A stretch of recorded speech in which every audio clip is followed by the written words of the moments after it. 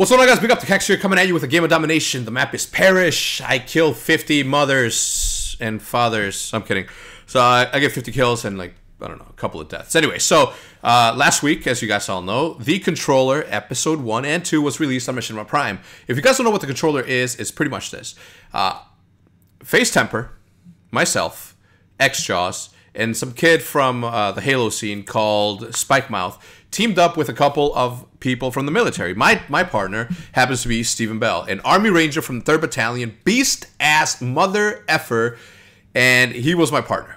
So needless to say, when I saw that dude, he was diesel. Like, I'm talking about huge. Like, you could tell this dude lifted a couple of weights here and there. But so I was super excited to have him on my team because, you know, if it's gonna be any sort of physical challenge, you know, I might be I might be up there in the weight, but I'm still athletic. I can still run. I can still, you know, do anything that I need to do, jump, whatever. So I figured that if we get somebody else with the same capabilities, if not better, then I think that we would be in a very good spot. Face Temper was teamed up with Eson Hudson, who was a Marine, and he was a machine gunner. Athletic dude, kind of short. But again, that team, for example, is very athletic. Temper plays fucking volleyball every day, so you know he's at least in shape. And then obviously the dude was in really good shape. So that would be a good team for the physical challenges. Sam or X-Jaws, and they teamed him up with Jesse Swartz. Jesse Swartz is an LA cop, and he has a military background, also with the Marines. And then lastly, you have the dude from Halo, Spike Mouth, who was teamed up with Jonathan Clay, who was a Marine scout sniper, huge, big ass dude, right? So, you know, I think that, you know, when it comes to the physical aspect of it, I think we have that area covered.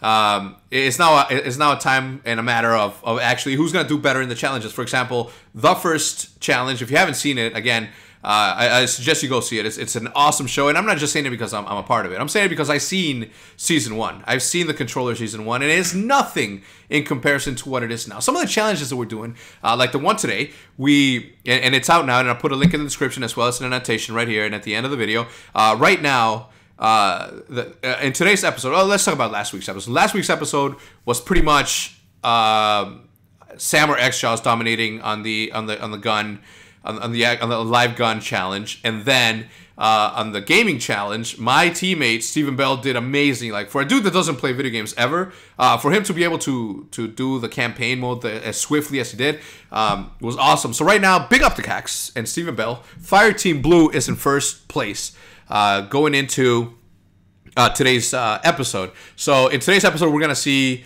whether or not people catch up to us, or if we continue to take the lead the way we've been doing. Again, I think that we're the strongest team in the competition.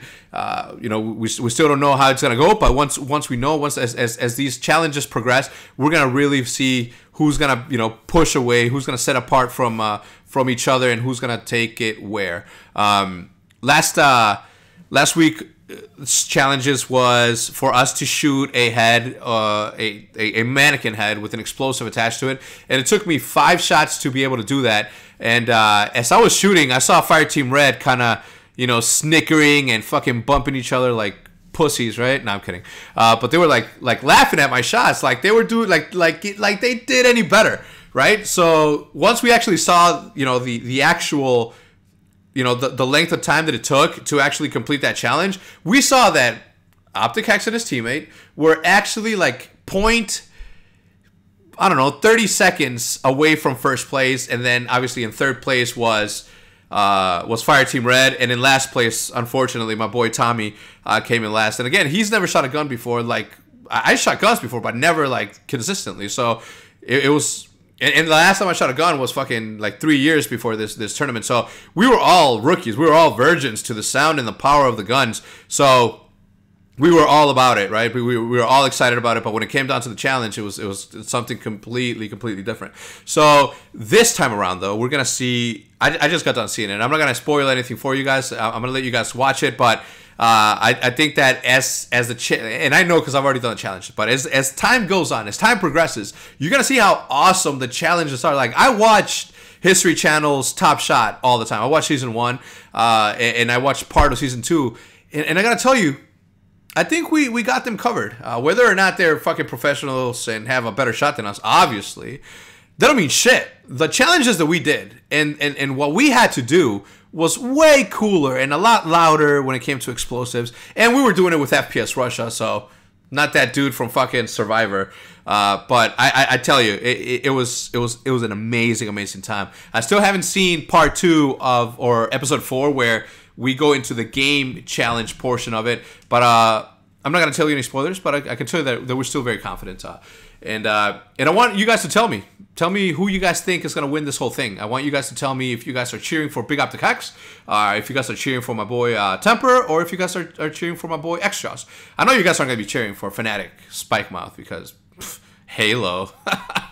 I'm just joking. I love Halo, but yeah, it was all in good fun, but still that competitiveness inside each and every one of us was very, very high, and it was at an all-time high.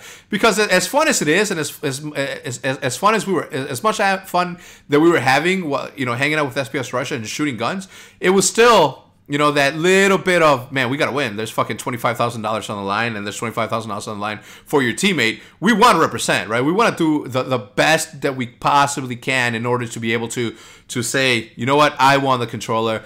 And for me, it was more about, trying to enjoy the moment, right? Like when I started doing this, when I started playing video games as my full-time job, I never imagined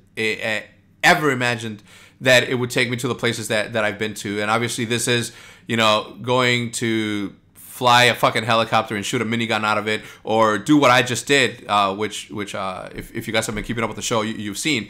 Like, I'm talking about amazing stuff, guys. Like shit that I'm very happy to say that I was a part of. And again, whether or not win or lose, I don't care. I had the time of my life. I got a chance to hang out with Tommy, meet him, a lot more on a personal level, get to know him a lot more on a personal level. And I have nothing but the best wishes for Tommy on anything that he does. That kid is gonna go places. He's still young. He's still he's still trying to figure out different things. And like I told him on the show, like anything he needs, I'm here for him, right? And I know that a lot of you are like, fuck, OpTic is supposed to be rivals with FaZe, and whatever, fuck it, we'll be rivals. If we ever compete against each other on MLG, fuck it, we're rivals. But Tommy and I are still gonna be sitting together in the stands, fucking talking shit and fucking having a blast like we did on the controller. Same thing with X-Jaws. Like, a lot of people talk mad shit about him, but I still, to this day, have nothing bad to say about this guy. Like, dude is straightforward. If he's got a problem with something, he says it. He knows what he wants, and he's very, very respectful. I'm talking about, I seriously don't see why people hate him, but whatever. It is what it is, and I know what the deal is, and if I can shed a little light on how cool he is, I hope I do. But anyway, this gameplay is about to wrap up, guys. Like I said, I got 50 kills. It was a pretty exciting gameplay. And if you guys want to see gameplay like this more often from me, please let me know. I'll be more than willing to upload more footage like this. Obviously, I'm not gonna get fucking Moabs. I mean, I could if I fucking really, really tried. But I showed you most of the time. I show you how I play. I run around. I get kills. That's what I do. If I happen to die a lot, I happen to die a lot. But anyway, in this situation, I didn't get killed as many times as I killed. And overall, I thought it was a very exciting gameplay. So if you guys want to continue to see these, please leave a like and a comment. And don't forget to tell me who you guys think is going to win the entire tournament. So guys, here on the left-hand side, you're going to see the link to today's episode. And on the right-hand side, you're going to see a link to last week's episode. So you guys can see episode 1, and then 2, and then 3 consecutively. Until next time, as always, this has been OpTic X. I'm out. Peace!